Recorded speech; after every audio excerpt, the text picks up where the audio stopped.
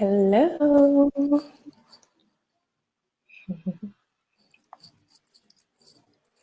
Can you hear the soft music behind me? Nope. Oh. Mhm.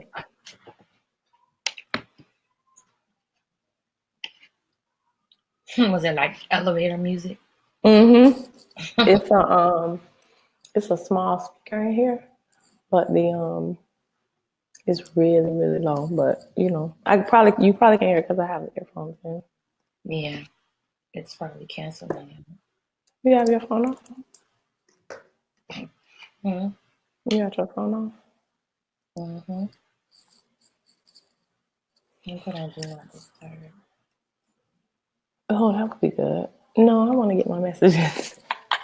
That always makes me nervous. I'm like, what am I missing?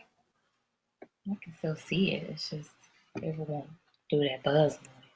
But you can't see it. It won't buzz. I mean, not buzz. It won't show you at all until you turn it off. Mm-hmm. Okay, almost 1 o'clock. Rolling on in.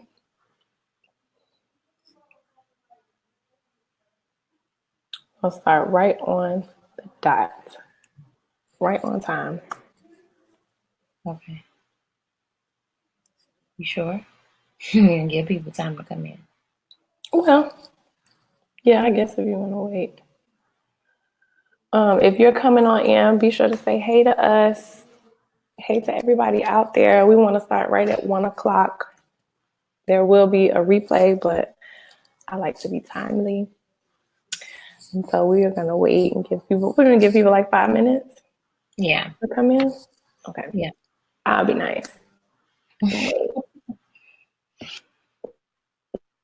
I'm excited. My lunchtime thing popped up too. Hi. I am too. I'm so excited.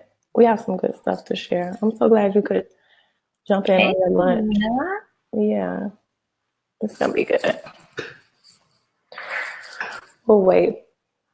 Was it easy to get in, Serena? You just have to put your name and email, right? And you can open it. I have to practice this mute. That was good. Okay. I am getting over a cold, so please forgive me if I forget to hit the mute button and I'll start coughing. Don't be alarmed because my chronic bronchitis is deep, but I'm okay. I'm getting over it. We're gonna keep rolling. Yeah, we'll be all right. And I have my water. We have our water. Shamika's household is pretty sickly too, but we're rolling through. We are. The show must go on. Say hello. Tell us where you are. Make sure you put in where you are now or where you're from. Because as soon as you say something, your name comes up and we can kind of say hey to you personally. I want to be sure and not miss anybody. And we're gonna do a replay, but obviously it won't be live when the replay happens. So it's better that you're here now. We're gonna also have a code at the end of it. If you can see where to click on the little speaker that has like a sound on it, there's an offer there for our Creative Business Bootcamp that you'll get $10 off from with a special code. But you have to wait till the end for us to give the code out because we want to make sure you get all the information before you get the code. So stick around to the end and drop us any questions in the chat box. Let us know, even during the process, if either of us are talking, let us know if you have any questions or comments, or you want us to say something that we're missing. Certainly don't hesitate to drop it into the chat box. And got a couple more minutes before we get started, before we let people ease on in. I know people are working, so we won't be loud. Just put your earphones in, tune everybody else out, and we'll get rolling in a few minutes. 3 minutes. If you can hear music if I play it on my computer. Think it'll work? You think if I play music, y'all will be able to hear it? Maybe. I should have tried this yesterday. Because that would have been so funny. Yeah, your phone. Oh, yeah. That probably will be easier. Because that's not going to work. That's what I'm going to do. And turn the volume up. Let's see. I'm going to play my favorite. If anyone knows who my favorite is, then you should already know what I'm going to play. Oh, Lord. I'm nervous. Her new, well, it's probably 3 people that I would play, but the one person.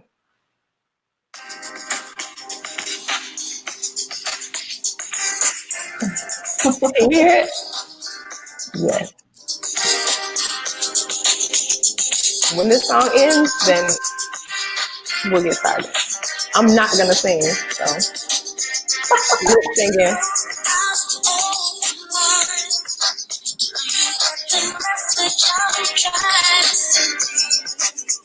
Yeah, lip sync. Somebody lip sync, but I'm gonna lip sync, yeah.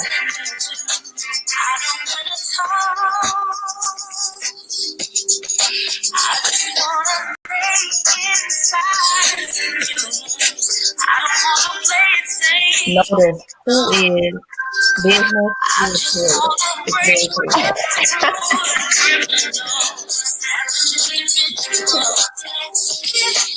Y'all better be glad my throat is on fire. Otherwise,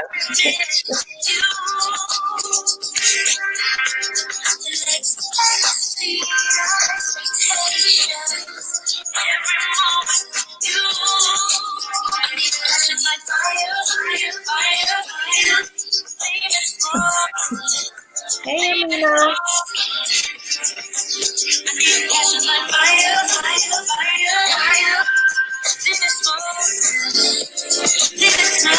can y'all guess who this is? So we have to guess. Pretty sure it's Tamia. And you shouldn't have to guess because you should have her album called Passion Like Fire. This is her hit single, Leave It Smoking. I'm still stuck on the other album. Well, jump to this one. The one we always played in school. Nah, she's 4 more albums in. I know, but still, that's still my favorite. Yeah, all of them are my favorite.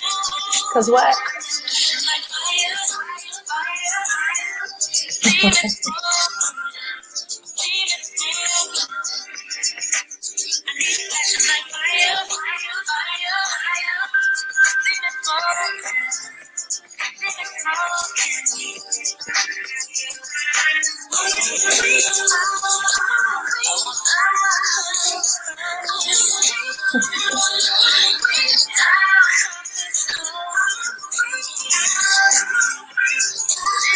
This will be my intro song every time I speak somewhere.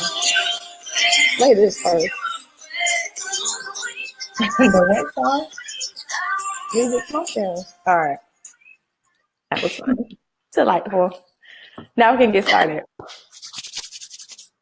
First off, thank you guys so much for joining us. I am Nisha Caldwell from the Caldwell Creative. I am the creative director, and every day I have the honor and pleasure of crafting brands and crafting experiences for clients in a way that is very visual, that is very interactive, and branding is always, for some people, it's a misconception that branding is just all the pretty stuff. It kind of is, but what I do is take from the inside out approach, and I show clients really how their message translates to other clients out there. So every day I get to not only pick creative and beautiful colors for wonderful, fun brands that are out there, but I also get to craft messages through web content, web design.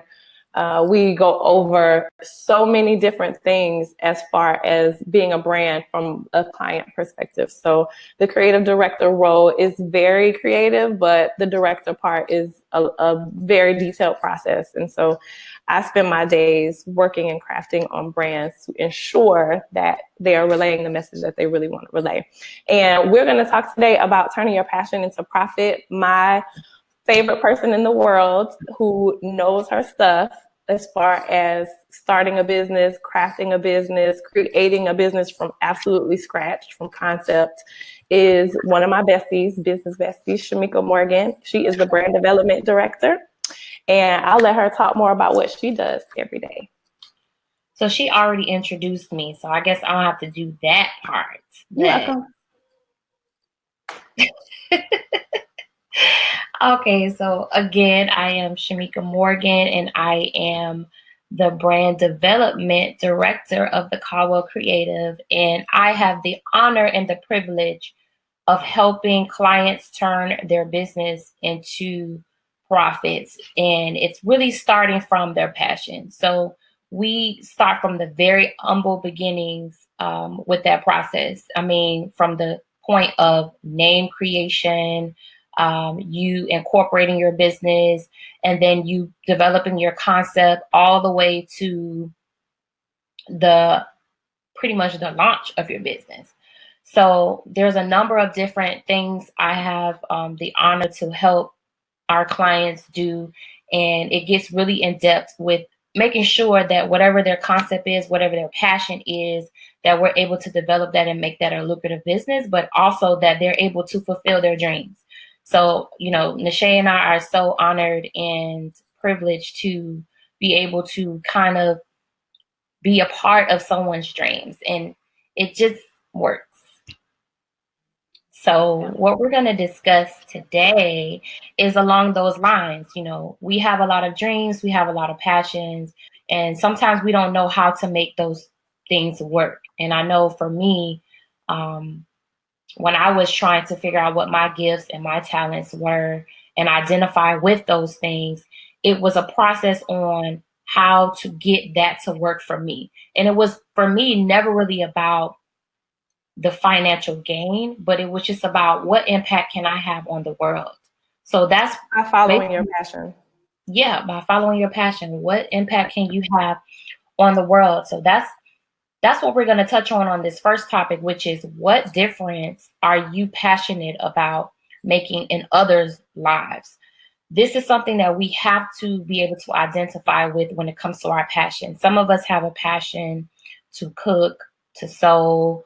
You know, we're going to talk about creatives, of course, because we're creatives, but some of us have a passion for the medical field. Some of us have a passion for reading or the library and different things like that. I mean, it really is something you have to make a discovery of. And sometimes it takes a while for people to figure out what it is that they're passionate about and what is it that they cannot live without doing. But when it comes to translating that passion into a profit, you have to think about what is it that you have, what gift or talent that you have that you're able to now flip and it can be beneficial to other people. So, for instance, we talked about this yesterday about people that love to bake. And then they now say, you know what? People really enjoy my treats. They really enjoy my cakes, my cupcakes, my cookies, or whatever it is. And how can I now make this work for me?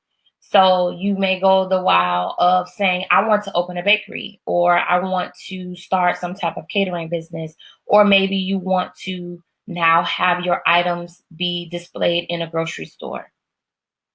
So that's really, you know, coming up with the idea of how can I help make other people's lives better. Of course, we love cakes. I mean, we love cookies. People love to buy that stuff. So Sweets aren't going anywhere. My life better. If you know how to bake, you definitely making my life better. So that's the first thing that we definitely have to determine. There's definitely things that we can do in life, but it's almost self-fulfilling. And we have to understand that we cannot put that in the lane of passion to profit, because if it's self-fulfilling, then it may not necessarily bring you monetarily gain. But people like service. They like to make money. They like to spend money, and businesses like to spend money. And so it's really thinking about what is it that I can provide to the world? What is it I can provide to a potential customer that's going to help impact their life that they will want to spend with me? Right. So that's the first determining factor. Right. You want to add something? No, just ultimately turning that into a business, because in order to get a profit, you've got to start the business. Absolutely. So, second thing is, when it comes to that person that bakes, so we're gonna stay on this baking thing. I guess maybe I'm fine with that. Baking, and it can go for any industry. Baking, event planners, social workers that want to kind of start a consulting agency, people who are great with finances. I mean, any kind of industry, home health care, lots of different. If you have a creative skill, if you have a passion for one thing that is very niche, you can create a creative entrepreneurship business, if that makes sense. Right. And so this is applicable. We're going to talk about bakers, event planners, wedding planners, whatever, but it's applicable across the board. Across the board. And it's definitely no restraints when it comes to your passion. It's your passion. It's whatever it is that you're passionate about. One of the things that I definitely want to hone in on, which is point 2, is mastering your craft. I get a lot of questions sometimes about a person wanting to now take that next step into creating the business aspect of it. And I'm always wanting them to kind of take a step back. Let's reevaluate. Let's make sure that whatever it is that you're passionate about, that you have become the master of that. So, for instance, if you have to go to a 4-year university to get to the next level in your craft, you need to make sure you take that necessary step. If you need to be certified in that, you need to make sure you do that. And it can be something as simple as going with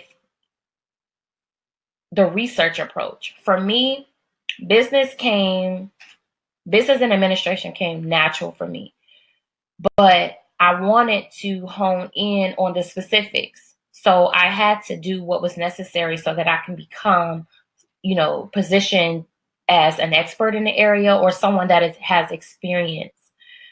We respect individuals who have taken the time to develop their craft.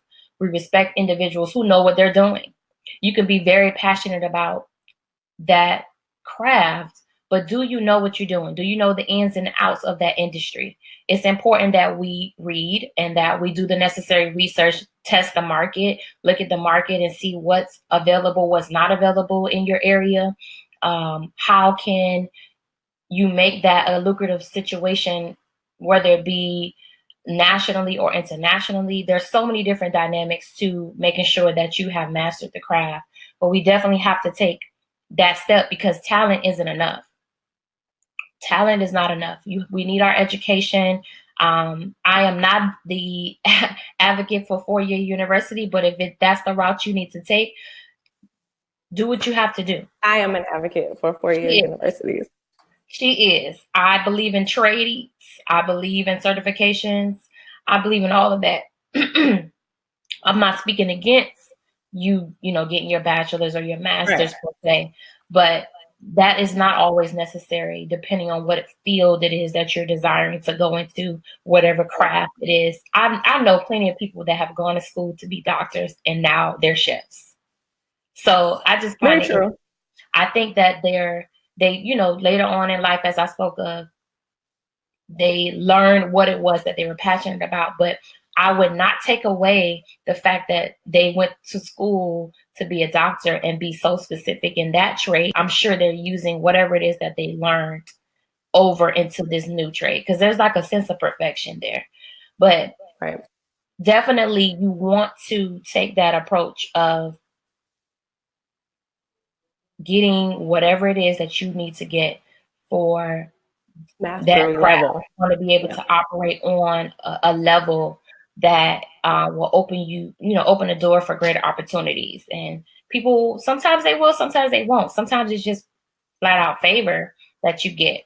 But people will definitely be looking for you to be an expert in your area. So moving on to the next topic. which is passion driven or profit driven. And I want you all to just be thinking about whether or not you are passion driven or you are profit driven.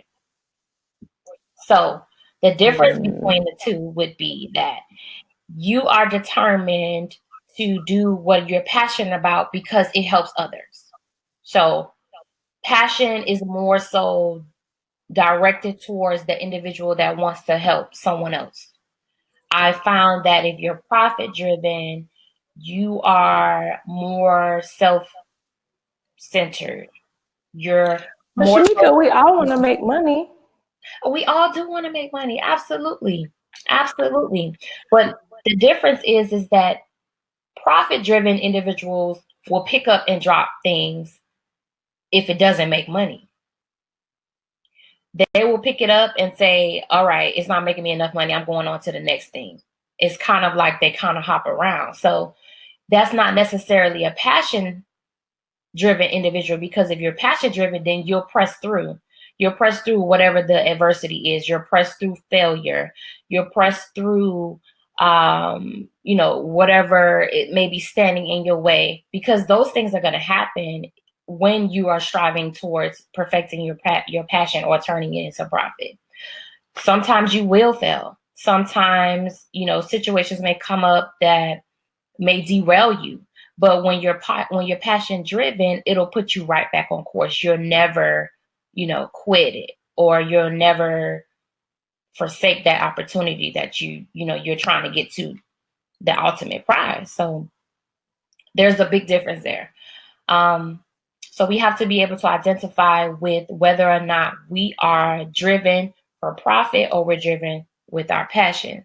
And you'll know the difference, because if you can't stick to it, you can't let go of your passion. If you're really passionate about it, you can't let go of it. But there's a sustainability involved with it too. Most definitely. If your passion is at the forefront, it will sustain you even when you want to quit. It will sustain you when you fail. It will sustain you when you have huge amounts of success, and also when you have no success.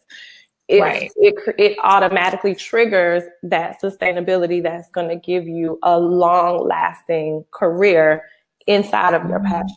And that in turn will turn into a profit. I mean, that's just numbers. That's just basic science. If you keep at it, obviously you don't want to do the same thing and expect a different result. That's craziness.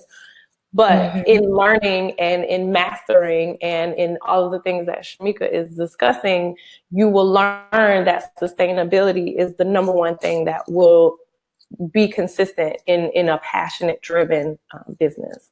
Absolutely. Success, comes to those that are willing to stay the course. So, you can't be, I know this generation is very fast paced. They want instant success. And sometimes it does happen that way for certain people. But that does not correlate with passion driven success. That's very different. And it's also very fulfilling to do what you're passionate about, and that it impact other people's lives. There's a big difference there.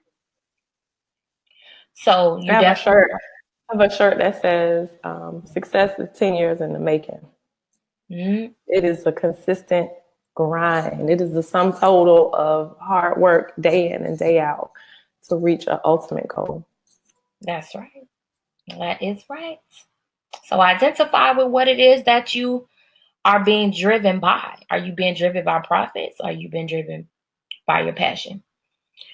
So number 4, the fourth point is, do you know how to make money? Now, this is this probably should be number 1. But you want to identify with what your passion is first, master it, and then make sure that your perspective is there. So that's what we went through for 1, 2, and 3. But number 4 is, do you know how to make money? And this goes back to mastering your craft. It's important that we understand the financial industry, that we understand business, period. Being an entrepreneur is not easy. It's not a piece of cake. It's not something that you can just conjure up overnight. Like, there's a process to it. And I think a lot of people just don't understand that you cannot skip the process. You have to go through the necessary steps in order to obtain your ultimate goal. So understanding how to make money is going into depth with the research of what business is. What does it take to be an entrepreneur? What does it take to budget or finance your passion? One of the things I definitely want to encourage you is not to just pick up and quit your job. Use your job as an opportunity to fund whatever it is. That's too loud. We get that question all the time. Don't quit today. It's not today.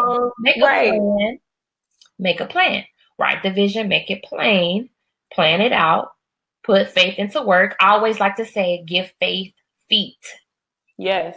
And put some very nice shoes on it. And then walk it out. So it's definitely a process. You want to make sure that you are, your financial education is up to par. It has to be a priority. You have to, dig into that industry and find out what the market is like for that industry. We like to create SWOT analysis. So what are the strengths, weaknesses, threats, and opportunities in your market?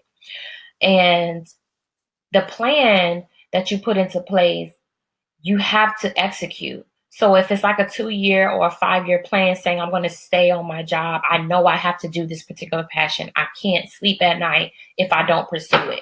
All right, cool. So make the plan, talk to your family, talk to your spouse, pray about it, get an action plan, and talk then begin to, of course, talk to us, because we have been there and done that. And that's why we're here.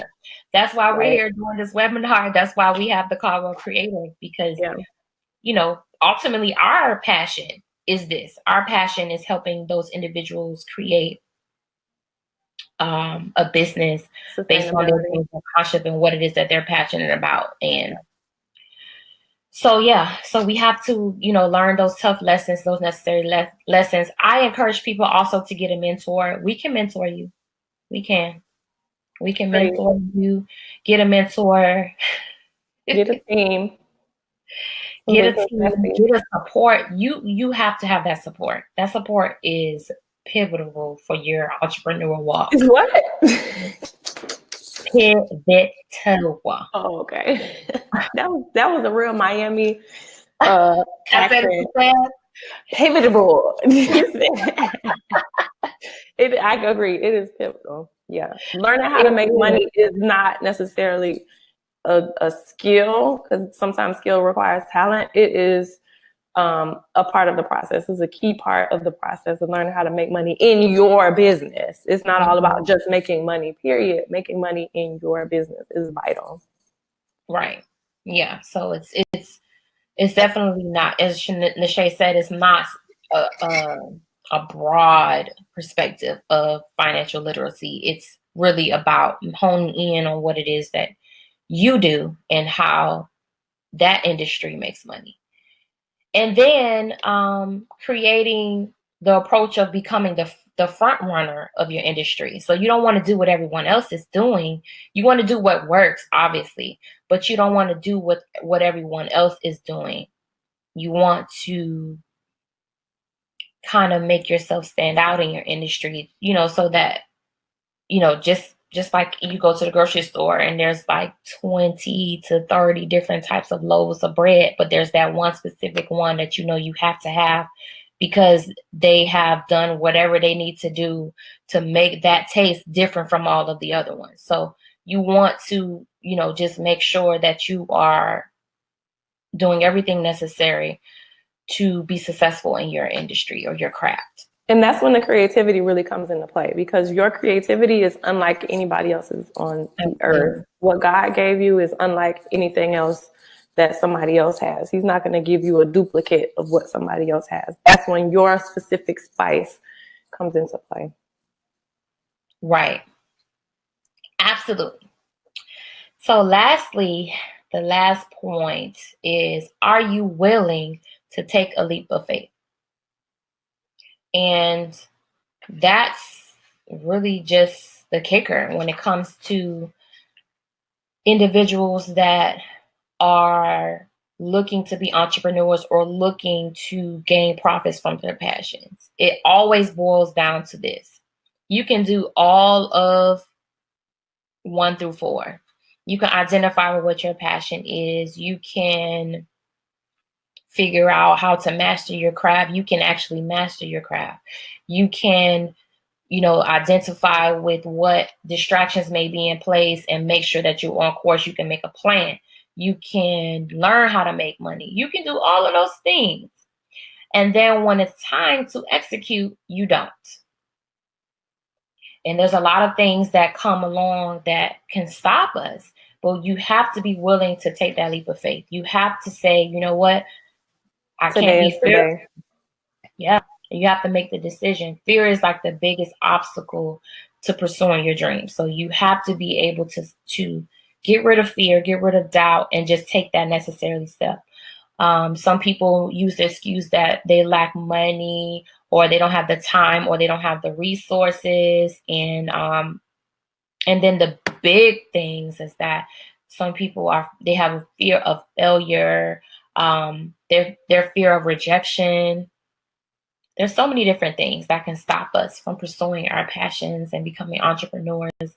But you have to just say, you know what? I'm not going to be concerned about what anyone else thinks. Sometimes you got to just tell yourself, look, you are not even going to get in my way. I'm not going to get in my own way.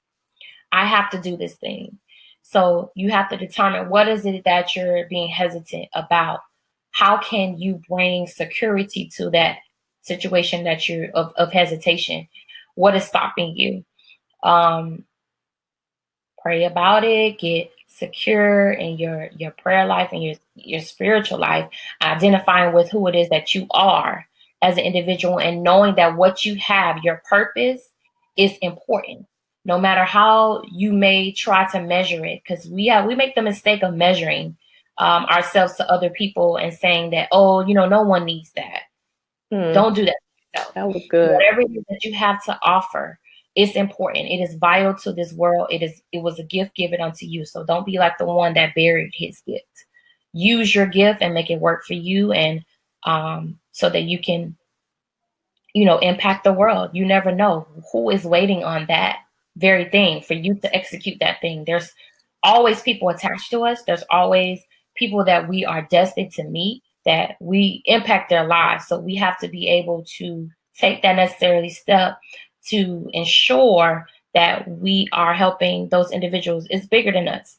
I always say that. It's not just about what we can personally gain, but about how we can help others. And if you do what you love patiently yet persistently, the rewards will come. So, don't be concerned with so much of how the end will be. Like we can kind of be thinking, oh, well, what if it doesn't work? It will. If you do it right, if you do it persistently and you're patient in your approach and you're passionate about it, it will work out. So those are the 5 steps. Identifying what it is that you're passionate about. What was that?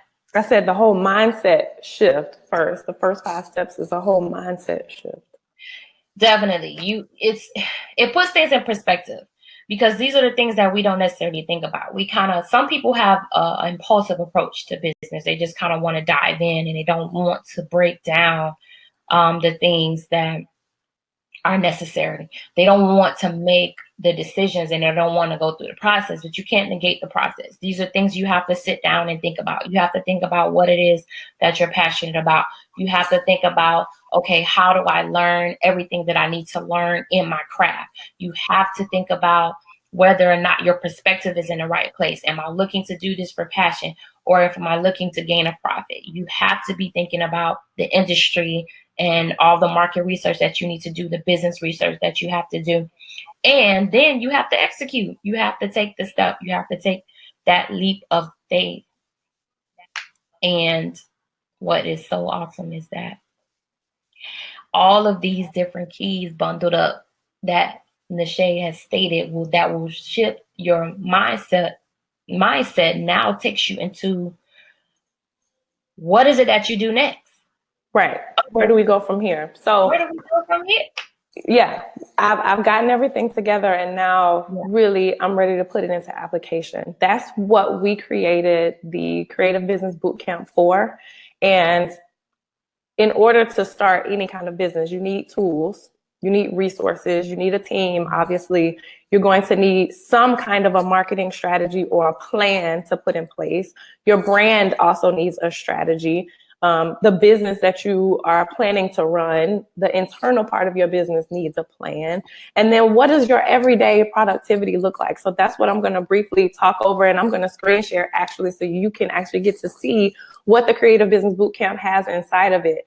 And when I talk about what really is necessary, I'm talking about businesses that provide a service, businesses that will have a product maybe that you want to sell, businesses that are going to just propel other people in a way that is almost mandatory, if that makes sense. It's mandatory that you have this item or you have this service in order for somebody else to accomplish a goal, if that makes sense. So you're an artist, or again, you're a baker. You have an item that you need to get to another person, that you need to sell to another person. So the first tool that we obviously struggle client management software, so all-in-one software. Every business is going to need a system, some kind of a system that will let your clients know, number one, you're a professional and you mean business, you're an expert or you're a master, like Shamika talks about.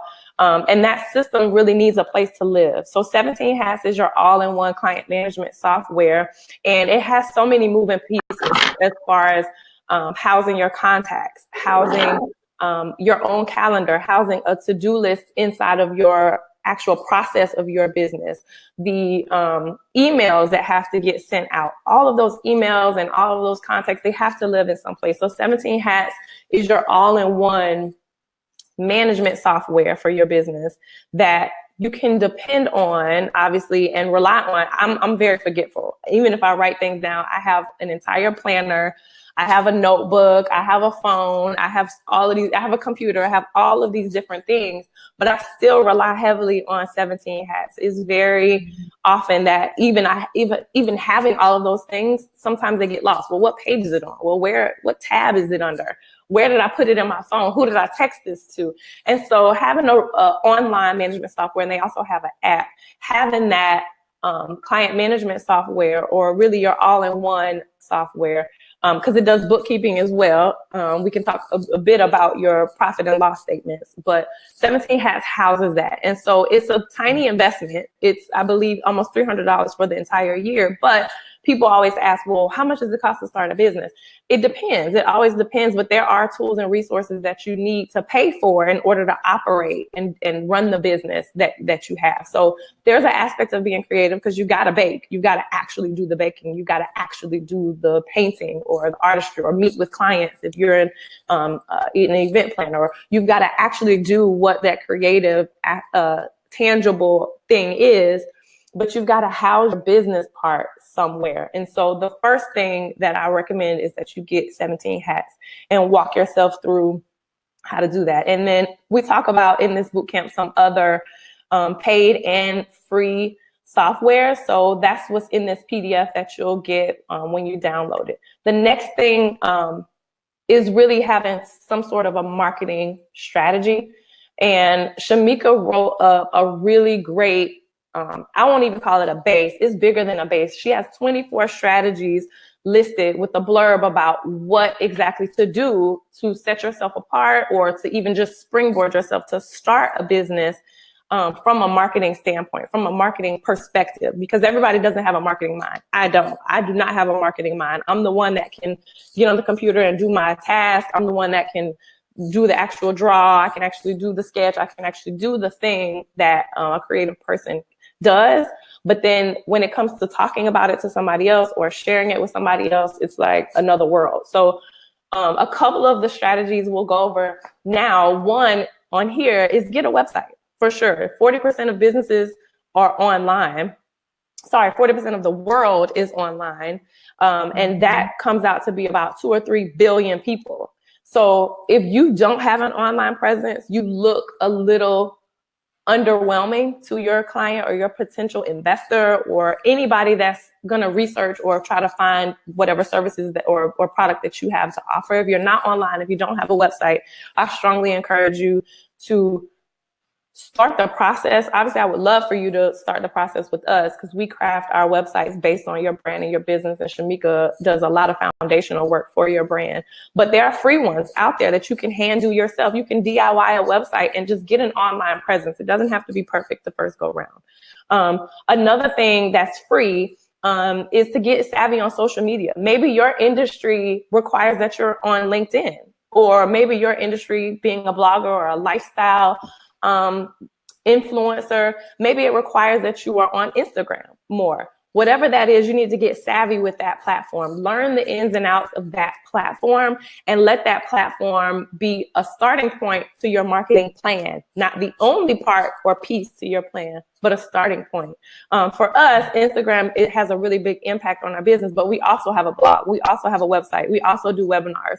We also go to networking events. So it's a small piece to a big part of our marketing scheme. Google My Business is another option for people who want something free. It's cost effective, but really it's a listing. Obviously Google is probably the number one research or what is it called? A search-based website in the world. Yeah, search engine in the world. I'm sure it's the number one search engine in the world. And so how awesome would it be for someone to look at a person who does Black art and your website pop up when they Google that? How awesome would it be to say, oh, I need a Black interior designer in Atlanta, and Call It Homes and Interiors pops up?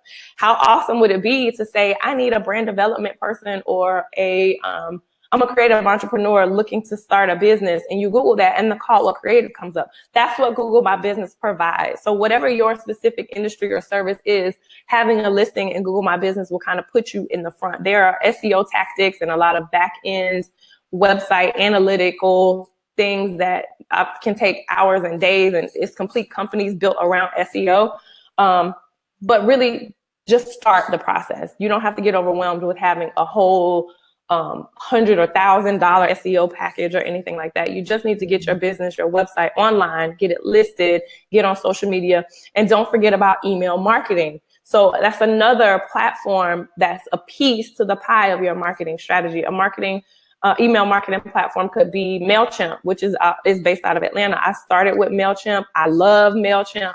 However, I think it's more for the tech savvy or product-based businesses. We personally use ConvertKit. I love ConvertKit because it's more drag and drop. It's more of a seamless process for us. I can keep track of a lot of things that are important to me in my business and my industry that MailChimp may not specifically have. And so do I have both? Yes, but we mainly use ConvertKit. So finding that email marketing software that's perfect for your business.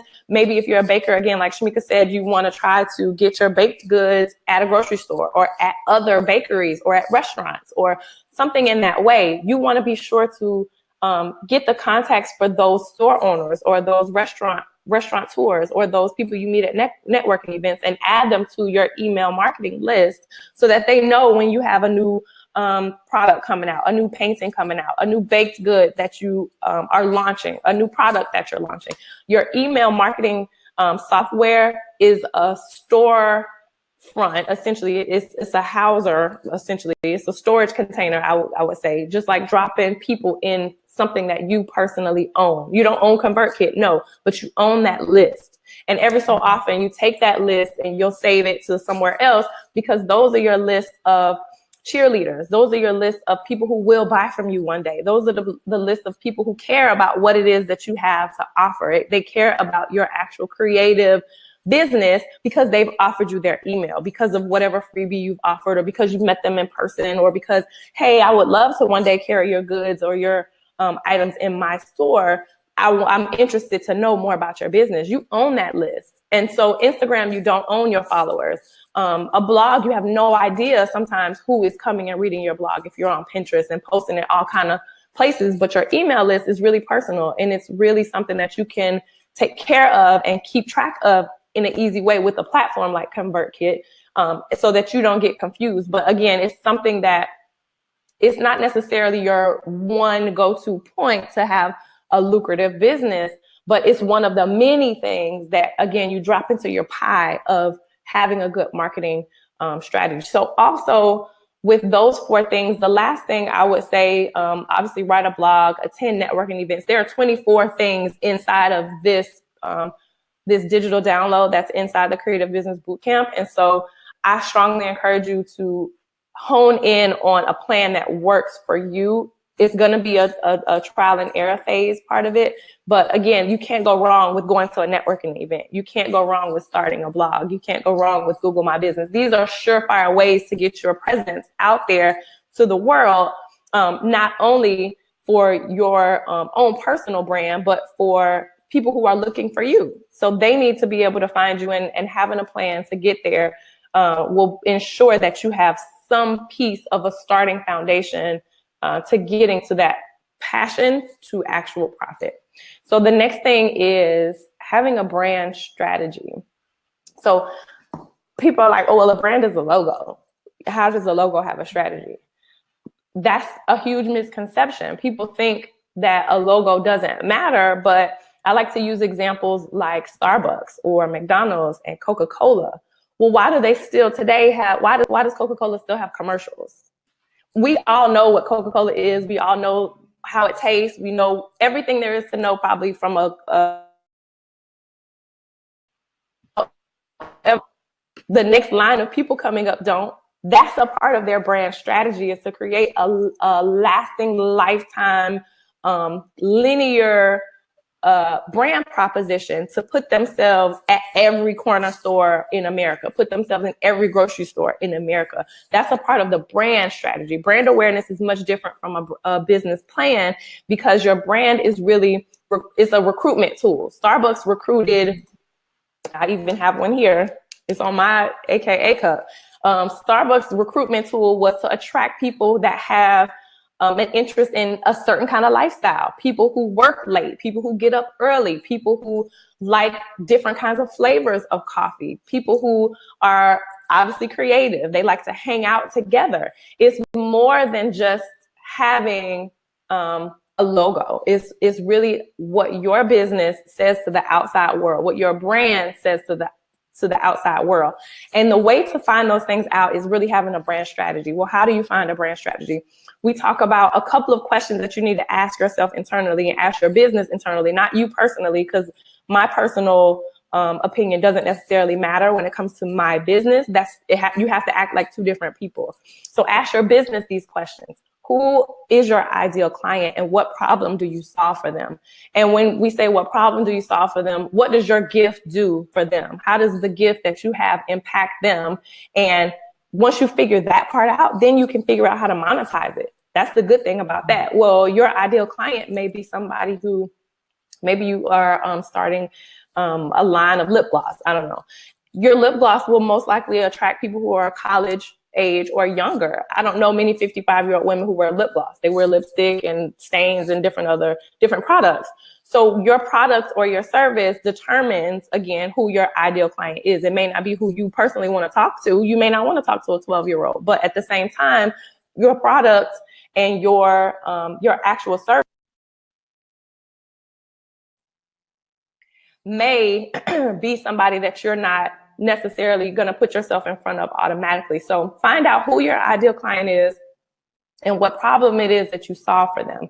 And once you do that, you can kind of figure out what your company mission statement is. And in finding that company mission statement, you get to really see, as a company, we want to put ourselves in front of this particular person, this demographic, this specific group of people, because I know those people need exactly what I have to offer. That's my mission statement. My mission is to save the world by offering this group of people pound cake, because pound cake changes the world in my way. And, that's how I get my passion out to the world. I want to offer this group of people, much for us, we want to offer women of color who are underserved, underfunded, and under-mentored. We want to offer them a place that they can find resources start off in an amazing, beautiful way without feeling neglected. They can be proud of their brand. That's our purpose for women of color who are starting their creative entrepreneur business. So whatever your specific creative gift is, there's a person out there who wants it and needs it. That's your ideal client. You got to figure out what problem it is that you solve for them.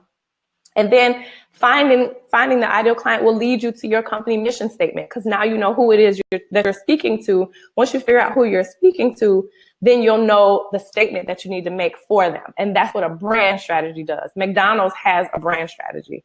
Starbucks has a brand strategy. Coca-Cola has a brand strategy. Now, that's different from their business plan, which we'll talk about in a second, but their brand strategy is apparent. Lululemon is a really good example as well. As soon as you walk into their store, what do you see? A big red manifesto behind their cash wrap. What does their manifesto say? It has a list of all of the things that they are proud of. And it's them, yes, personally, but it's really their client, what their client is proud of, what their client wants, what their client is passionate about, how the clothes make their clients feel. So it is about their business, but it's really, if you spin it around, it's really what your client is going to say or feel or think about you. And so again, Shamika was saying to do research about your industry and about other colleagues or professionals in that industry. So when you craft your mission statement, you have to figure out what you want other professionals to say about you, because everybody isn't your competitor. There's a company that I absolutely love that does the exact same thing we do. They have a totally different audience. I'm not in competition with them at all, but I want them to have a positive outlook on what we're doing. Why? Because somebody that comes to them and they aren't able to serve, who will be first on their mind if they have a positive thing to say about us? We will. Because we offer some similar services, we're not in competition with each other, but a client that may come to us may be better suited for Susie's business, who is exactly the same as me. Like, I know this other baker makes bomb chocolate dipped strawberries, and that's what you're asking me for your baby shower. Well, I maybe can figure it out, but I know this person, this business does it awesome, and I love their strawberries. Let me recommend you to them. So what will other business professionals say about you? And that will really come from your mission statement. So it's kind of synonymous when you think about your brand awareness and your brand strategy. And the last thing I'll say, even though our brand strategy has pages, I think it's about 3 or 4 pages in here of questions to ask yourself and to really nail down, where do you see yourself in 5 years as a company, your brand as a company in 5 years, and then again in 10 years? Because where you're seeing yourself in that 5-year mark, in that 10-year mark, is kind of where you want to start your strategy from. You want to start your strategy from that 5-year mark, where it's like, in 5 years, I want to have 4 locations in 2 different cities. We want to speak to this amount of people. We want to attend these amount of events. I want to hire this amount of, I want to not necessarily hire, I want to speak to these amounts of people with my brand, with my positioning, with our networking, with our marketing strategies in 5 years, and then work backwards from there. So then once you get that brand strategy nailed down, you can move over into your creative business plan. A business plan can be extremely extensive and expensive if you let somebody else do it. However, there's a way you can DIY it. There are simple questions that you need to ask your business internally again. And when you iron them out, a business plan kind of makes more sense. It's not intimidating like days of past where it was like a 45-page document full of like statistics and analytics and based on this and based on that, what's the data on this? That's a lot for a creative entrepreneur like me to handle. I'm not a financial accountant. I have no idea how finances impact a business plan. That doesn't make sense to me. Other people, it makes a lot of sense. That doesn't make a lot of sense to me. But as a creative entrepreneur, if you can ask yourself, put yourself in as a business, you're a business owner at this point. So put yourself in the business professional's shoes and really ask yourself what your strengths are in business. What are your strengths? We know you have your creativity. We know you can bake. We know you can paint. We know you can do, you take care of your clients well with a home healthcare agency. We know that you're great at being a basketball coach or a swim coach or whatever your thing is. We know you're great at that. But what are your strengths in business? Is it writing? Are you great with numbers? Are you good at accounting? Do you make your products by hand? So you're the one in the back actually crafting your products. Are you the one that knits or sews? Are you the one that's great in that part of your business? Or are you the one who's only focused on creativity? Me. Also, I'm good at writing. I know that for sure. I know that I can speak to a room full of people. I don't have a problem doing that. That's something that's vital for my business. Things that are important for your business, you need to figure out what your strengths are and then figure out a plan to outsource the rest. I'm not good at accounting. So 17 Hats is like my number one tool for my accounting. Me and our CPA have a seamless relationship because I just send them the document right from 17 Hats and it's no problem. And there's no stress on my back because 17 Hats automatically tracks the things that are important and that makes sense to a CPA that make no sense to me. So I know that my strengths aren't in accounting. My strengths are not in marketing. My strengths are not in so many different things, consulting, talking to clients. I don't want to do any of that. I want to make brands for great businesses that I and myself am inspired by.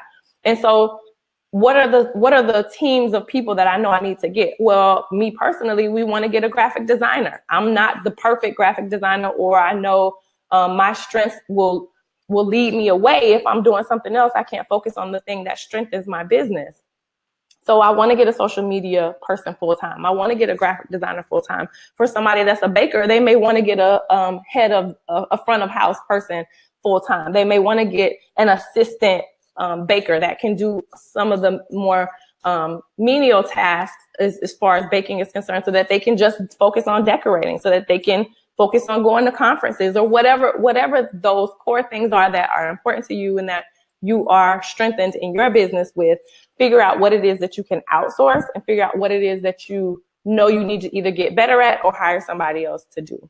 So then in doing that, then you can figure out what the core positions are in your business. So a finance company, obviously you're going to need a CPA and maybe also an operations director. You're probably going to need an office assistant. If you are on a construction team, you're obviously going to need somebody who's good at tiling. You're going to need somebody who's good at project management. So figure out who is on your team. Who is it in your business that you're going to need to hire position-wise so that you can make a plan for that. That's important for your business plan. And then what are your long-term goals in business? It's different from a brand strategy. It's different from a brand strategy goal in that your company needs to grow internally in 5 to 10 years. Your brand obviously needs to grow in 5 to 10 years, but they're separate but equal essentially. But internally, we're talking about revenue. We're talking about actual positions in your company. We're talking about taxes in your company. Where is your company going to grow? And that's when those funny little data charts took place in other business plans that are more extensive, but you can just start to have that discussion with your long-term goals. And there, you can have dreamy goals. You can say, I want to have a team of 45 people and pay them this amount. That's what we're talking about. So name a few goals. When you figure out who your ideal client is, we're talking about the services that you'll provide for them. Obviously, we're going to go into pricing down here and how you can figure that part out. But that's really how you set the foundation to crafting a creative entrepreneur's business plan. So the next thing, when you get your business plan together, you want to figure out how your productivity is going to add up. What exactly is it that you spend time on in your business? Okay, you've started your business today. You've got your website, you've got a domain, you've got your Instagram up, you've got your marketing strategy. How long does it take you to bake a cake? Do you know that? How long does it take you to decorate? How long does it take you to write an Instagram post? How long does it actually take you to operate your business on a day-to-day basis? Some of you may still be full-time when you do this, when you start your creative entrepreneurship endeavor. And so you don't have that core 8 hours in the daytime that you can focus on your creative business, but you may have 2 hours in the night. You may have 5 hours in a day, every day, to focus on your creative business. Setting that hour limit for yourself can put everything else into perspective, because then you can start to batch your days. And we talk about that in in the ultimate productivity calendar for entrepreneurs, you start to batch out. Like on Mondays, I do social media. On Tuesdays, I take client calls. On Wednesdays, I actually do the work in my business. On Fridays, I do bookkeeping, things like that. The calendar there is provided for you, and it's an outline, it's a template. It's literally hour by hour from 6 to 6 of what you can be doing in your business so that you don't get stuck, so that you don't feel overwhelmed, so that you don't get lost sort of in the shuffle of actually running and operating a business. So sometimes it may feel like, okay, I started my business, I'm baking cakes, I got a couple of clients out here. Now I don't have anything to do tomorrow, so I'm just gonna sleep in. Well, that doesn't make any sense. You're gonna sleep in, but now you're losing vital time where you could be blog writing, or you could be researching an event to go to. You could be doing so many other things. So this productivity calendar really sets you, it sets you ahead of the mark in the sense that it acts like a VP of your company. Like, okay, today, this is what you need to be focused on. If you missed Monday last week, let's jump in with what Monday has for this week. For us, we really keep a tight-knit schedule on when we can talk to clients. Shamika and I both have children. We have 7 children between the both of us. We have husbands. We have other businesses outside of the Caldwell Creative that we have to designate time to. We're also girlfriends, so we have chat times. We also are faith walkers. So we go to church, we attend other events, we have other things going on in our lives. Well, how can I manage all of that and then still be productive in my business?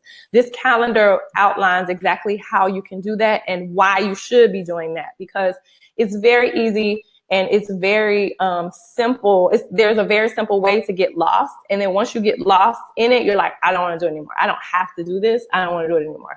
I make $45 this week. I'm cool with that. Like, whatever, I'll just move on.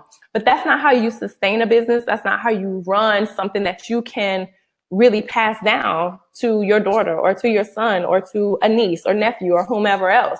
We are trying to craft businesses and create businesses to close the wealth gap between where a lot of our competitors are able to start and where we are actually starting.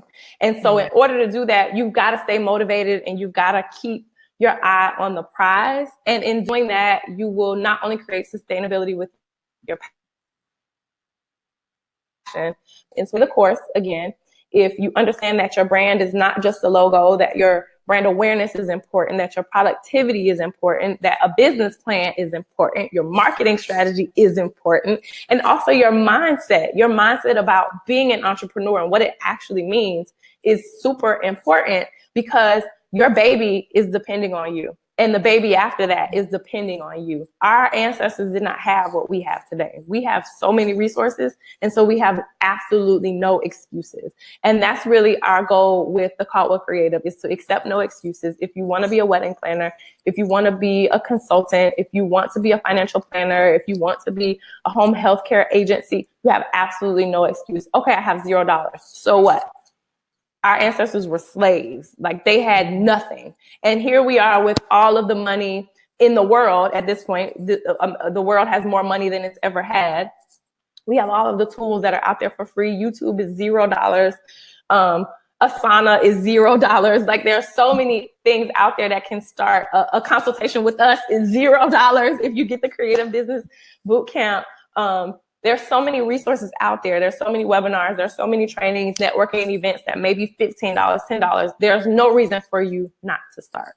And so we strongly encourage you to turn your passion into profit by starting a business. Start your business. You can jump in with us, obviously. And I know everybody has been waiting for the $10 off code. It is Girl Power, but no O and no E. So it's GIRLPWR in the checkout. If you, again, navigate to where we have the link posted somewhere for the Creative Business Bootcamp, you can actually go ahead and try to purchase it now, and then put in the code. It's all for the whole month of April. If you're watching it live, you're getting it now. If you're watching the replay, it lasts until April, the end of April. So what is that, Tuesday? So it ends on Tuesday, because May has a lot in store for, as far as the Caldwell Creative is concerned. We have a lot more that we're doing. And so the Creative Business Bootcamp will no longer be available. And that's because we really have to tighten our own schedules, our own productivity, and focus on some other things that better serve the clients that we already have. And also because also in the Creative Business Bootcamp, you get a 30-minute session with us. And so in order to like sort of narrow that down and eliminate that anymore, we're ending the Creative Business Bootcamp for April. I mean, at the end, on the last day of April, it'll be removed, it'll be over. But for right now, it's $10 off. And so it's $19. I mean, $19 is such a minimal investment when you see all of the things that are sort of jam-packed into making your passion turn into a profit, into an actual business. And so if you guys have any questions, we did have some questions that came in. So I want to talk about those, Meek, before we go. Okay. And then if you do have any questions, you guys can just type them in the chat and we'll try to get to them while we're covering the ones that came in earlier. Yeah, and if you're going to watch the replay, you can still email us the questions or obviously hit us up on Instagram. But okay, so Shamika, this one was for you. How much does it cost to get an LLC? How much does it cost to get an LLC? It really depends on where you are located. The price can vary by state, but it can be anywhere between $100 to $150. And then there is a renewal fee every year to renew the business. Per state, so per state. Okay. I think that was a really great question. Where do I get an address to start a business if I don't yet have an office? Okay, so there's rules to this thing, which is why we have to make sure we're doing our due diligence. Or you can just hire us and then we'll show you. Do it for you. That's always easier. Hire somebody. There's rules and there's a method to the madness. So you have to have some type of physical address. I encourage individuals that if you do have to use your home, you do need to do the necessary things to ensure you get some type of office space. But there is available to you virtual spaces. There's virtual spaces out there or co-working spaces that you can get to have your mail and your business registered at. You cannot use a P.O. box to register your business, nor get your employee identification information, your EIN. You cannot use a P.O. box. You have to use a physical address. So, it's really what is most convenient for you if you don't have an office space at the time. But we encourage you to, get the office space and use that as your business address and your registering agent address. Right. And you can always use your home address, but know that comes with certain tax obligations if you're going to use your home address for a business address. And having the proper equipment, there's a list of equipment that you can actually take off for tax-wise, but you'll talk to a CPA or a small business accountant about that. And also for those of you who don't know what an EIN is, it's really your social security number for your business, because your business is separate from you personally. And that's what a limited liability means. That means you personally have a limited liability. People who are entering or have some sort of access or interaction with your company, they have a limited liability. When they enter in, somebody slips and falls in your place of business, it limits their liability or your liability within your own personal finances and life versus your company. So it's its own entity. So you need an LLC and an EIN. You need both of those. And so, a business address, obviously co-working spaces to me are like amazing. The spring of all of these new ones offer you like private rooms and shared desk spaces. You can have teams of people. I mean, there's so many options. Okay, so I want to start a business, but I know it's expensive. What can I do in the meantime to keep moving and stay motivated? I would say buy the Creative Business Bootcamp, because that is going to not only keep you motivated, but give you a long list of things that you need to be doing, that you need to be hitting every day on a daily basis. And keeping moving means scheduling photo shoots that you can get for $0. Or if you're into, say you're a lifestyle business, whatever your industry is, there's something active you could be doing in that industry that costs $0. It's just more of a time investment.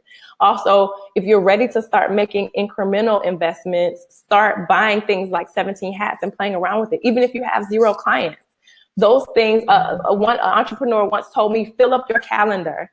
And in saying that, he wasn't just saying fill up my calendar with clients, because that, how, you know, fill up your calendar with to-do lists. You have to keep moving. Every day that you have time that you can devote to your business, you need to be doing something in those hours. From 9 to 12, you have those hours separated from the rest of your day to focus on your business. Are you reading in your business? Are you mastering your business? Are you trying to start a social media community with your business? I don't know, whatever is important for your specific industry. Are you actively every day figuring out what the systems are for that business? Okay, you want to own a bakery? Well, what POS do you need to own a bakery? What health requirements are needed before you can start selling actual baked goods? You can't just sell stuff on the internet anymore. They don't let you do that anymore. You have to have certain licenses and health inspections of your, even if it's a home bakery, you have to have certain sinks and all kind of stuff that you sort of need to start learning, start purchasing small things,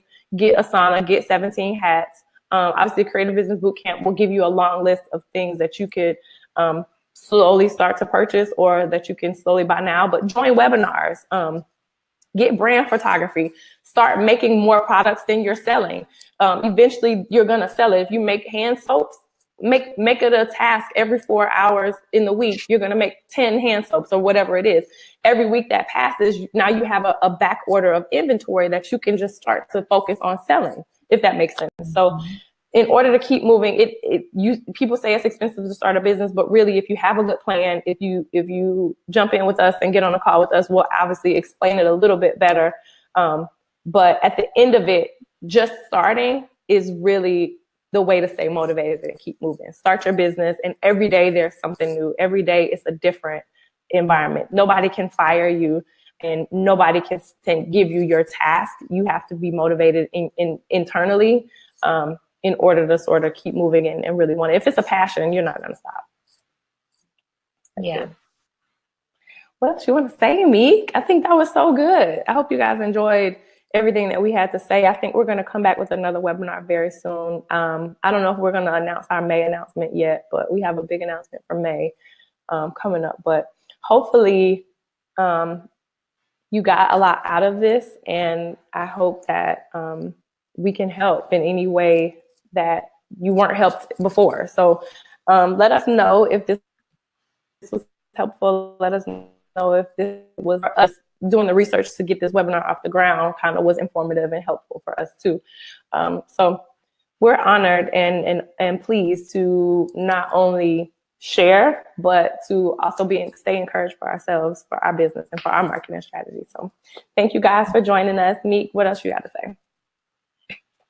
I am tapped out. Not necessarily. I think that we spoke on a lot of vital information that sometimes people don't even get. Right. And I think it's important to understand that it's when you have an opportunity to connect with people who are passionate about your passions, make the connection. And don't be fearful in developing relationships. And don't be fearful with asking help. I find it that in our industry, in our community, it's that of which it's harder, and it doesn't have to be. So, I'm glad that Nishay and I were able to get together to create this business, to create opportunities for women of color, entrepreneurs who just need the help, because we don't necessarily have that same advantage. But I'm grateful that we were able to, in our own industries, press through, create the businesses that we've been able to create so that we can now in turn help other individuals. So, you guys got a piece of our passion today. You got a piece of what it's like to be us, and what it is that we're passionate about. And, we just hope that you're able to take that with you, and understanding that you do have friends in us. You have business besties in us. We're willing to go out and go to bat for our clients and our customers. We'll turn my music back on. We're willing to go to mile in the bat for our customers to ensure that their passions turn into like fire. Yeah. Passion like fire. Thank you guys. Hope you have a great Thursday. Check your email for the replay if you want to keep watching or watch over and over again. Find that. I think we're going to try to get it up on YouTube and probably edit out the code because it's only going to be for April. So we'll figure that out. But thank you guys so much. I hope that it was everything and more. And we will see you on the next one. Bye-bye.